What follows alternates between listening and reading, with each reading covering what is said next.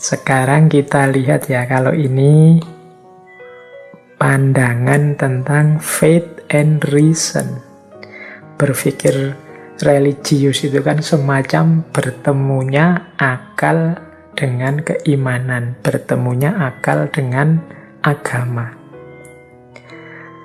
Ada beberapa kemungkinan, ada beberapa jalan yang bisa kita tempuh ketika mempertemukan akal dengan agama. Jadi kan banyak orang yang sama sekali anti dengan akal dalam beragama. Padahal kalau akal kita tidak hidup, ya keberagamaan ini tidak akan hidup. Karena kita alat utama yang dianugerahkan oleh Allah kepada manusia untuk menanggapi hidupnya itu akal. Dan agama sebagai pedomannya. Nah, bagaimana cerita pertemuan antara faith and reason ini? Ada beberapa pola. Ini saya tidak memasukkan pola yang anti agama atau anti akal. Kalau anti agama, anti akal berarti tidak jadi bertemu. Ketika jadi bertemu antara akal dan agama ini, ada beberapa pola yang mungkin terjadi. Yang pertama, gaya teologi. Pola teologi itu ketika akal hadir untuk mendukung dan menjelaskan kebenaran agama. Jadi ini model pertama yang mungkin aman untuk agama. Kenapa? Akal itu hanya bertugas menjustifikasi, mendukung, menjelaskan kebenarannya agama. Kalau dalam Islam antara lain ada ilmu kalam. Jadi diawali dari keimanan dulu, baru kemudian akal hadir untuk mendukung dan menunjukkan sisi rasionalitas keimanan tadi. Ini namanya gaya teologis. Jadi kalau ada orang yang masih ketakutan dengan pertemuan akal dengan agama, dalam gaya teologis ini aman situasinya, karena akal tidak bermain apapun selain dia mendukung dan menunjukkan benarnya agama. Ini gaya pertama. Ada gaya kedua. Gaya kedua, gaya mistik. Ini ada beberapa kali istilah mistik tadi ya disebut sebelumnya. Gaya mistik itu juga aman. Karena akal justru datang paling belakang untuk menguraikan, menjelaskan penghayatan atau pengalaman agama kita. Kita percaya, kita menjalankan, dan kita menguraikan dan memahaminya dengan akal. Ini gaya mistik. Jadi pertemuan agama dengan akal, faith and reason itu bisa ada kalanya modenya mistik, bisa ada kalanya mode teologis. Kita tidak perlu takut karena dalam model teologis maupun mistik, akal itu datang tidak di awal, tapi dia mendukung, menjelaskan, dan menguraikan kebenaran agama dan pengalaman agama. Yang ketiga, nah yang ketiga ini mungkin ada yang setuju, ada yang tidak setuju. Ini yang kita sebut sekuler. Jadi akal jalan sendiri sesuai dengan cara berpikirnya, tapi dia memberi ruang kepada agama. Jadi ya silahkan agama juga jalan. Ini asumsi berpikirnya adalah akal tidak mungkin bisa memahami agama, karena akal ini jangkauannya hanya aspek fisik-fisik saja. Sementara agama dia mengurusi hal-hal, segala hal termasuk yang metafisik. Maka sudahlah, karena tidak mungkin ketemu, akal silahkan jalan sendiri, kemudian agama silahkan jalan sendiri. Nah ini namanya gaya sekuler. Jadi akal yang memberi ruang kepada agama. Ini pun sebenarnya ya tidak tidak bahaya-bahaya amat lah, mungkin bahasa mudahnya begitu ya. Wong agamanya ya aman, jadi akal tidak mengotak-atik agama. Dia jalan sendiri sesuai jalurnya, agama juga jalan sesuai logikanya orang beriman. Ya meskipun nanti dalam konteks tertentu bisa jadi clash ketika masuk ke ranah yang sama misalnya. Tapi secara sekilas sebenarnya ini lebih pas diartikan sekuler itu jalan sendiri-sendiri. Jadi agama jalan sendiri, akal jalan sendiri. Ya ini nanti kontroversi. Teman-teman yang ingin mendalam membahas ini dulu ngaji filsafat, pernah juga kelihatannya membahas tentang sekularisme.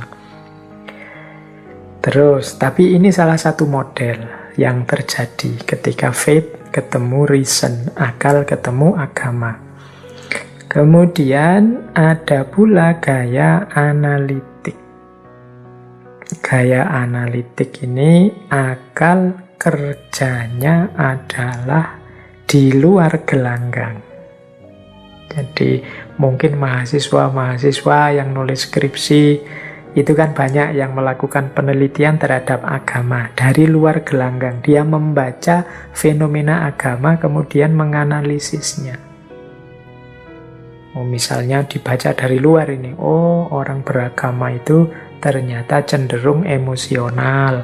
Orang beragama itu cenderung rukun ketika diikat oleh identitas kelompok yang sama. Orang beragama itu, ini namanya membaca, menganalisis dari luar fenomena-fenomena keagamaan. Jadi dia akal tidak terlibat, akal sebagai outsider, orang luar yang membaca fenomena agama. Jadi dia hanya menjelaskan fenomenanya saja. Kalau Islam di Indonesia itu cara hidupnya begini. Sementara kalau Islam di Timur Tengah itu cara hidup beragamanya seperti itu. Ini namanya analitik. Hanya membaca saja fenomena agama dan keberagamaan yang terjadi dan berjalan di masyarakat. Ini gaya yang kelima. Gaya yang keenam adalah emansipatif. Nah, kalau ini akal berfungsi kritis terhadap keberagamaan. Nah, ini mungkin ada yang tidak setuju kalau yang nomor 6 ini. Tapi maksudnya yang nomor 6 ini, seringkali keberagamaan seseorang itu tidak selaras, tidak nyambung dengan ideal-ideal agama yang diyakininya. Disinilah nanti akal masuk untuk menjalankan fungsi kritisnya. Misalnya begini loh, misalnya, katanya cinta damai agamanya, tapi kok isinya malah mancing-mancing perkara. Kok kamu melakukan tindakan yang tidak menunjukkan kecintaan pada kedamaian? Nah, ini namanya akal berfungsi kritis. Jadi pertemuan akal dan agama kemudian bernilai emansipatif. Orang disadarkan dari inkonsistensinya, orang disadarkan dari tabrakan-tabrakan, paradok-paradok moral yang diyakininya, benturan antara ideal dan realita, dan lain sebagainya. Itu namanya fungsi emansipatif. Ketika akal berfungsi kritis kepada keberagamaan. Ini kita juga perlu, kita juga penting. Wong kita itu tidak selalu benar terus. Kadang-kadang pemahaman kita terhadap agama bisa meleset. Agamanya pasti benar, kitab suci kita pasti benar, tapi pemahaman kita tidak. Kadang-kadang kita terdistraksi, tertutupi oleh banyak hal-hal keduniaan sehingga tidak mampu menangkap kebenaran. Akhirnya kita simpulkan versi kita ternyata keliru. Di sini butuh fungsi kritisnya akal. Jadi akal bisa menunjukkan, loh kok antara yang diidealkan dengan realitanya tidak sama. Kok antara yang diceramahkan dengan yang dijalankan kok berbeda. Kok antara, ini fungsi kritisnya akal. Jadi ketika akal bertemu agama, ini wajahnya tidak seragam. Modelnya macam-macam. Ada gaya teologis, ada gaya mistik, ada gaya sekuler, ada gaya analitik, ada gaya emansipatif. Ya, berarti apa?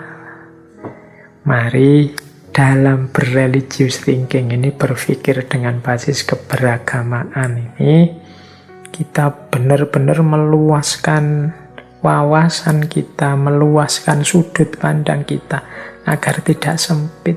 Ternyata ya modelnya macam-macam.